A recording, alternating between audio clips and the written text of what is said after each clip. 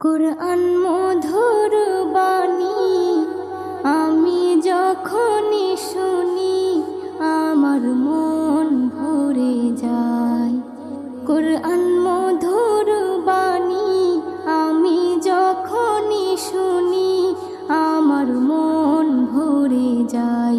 শোনো মুমিন মুসলমান, পড়ে দেখো না কুরআন, কত শান্তি পাওয়া যায়। কুরআন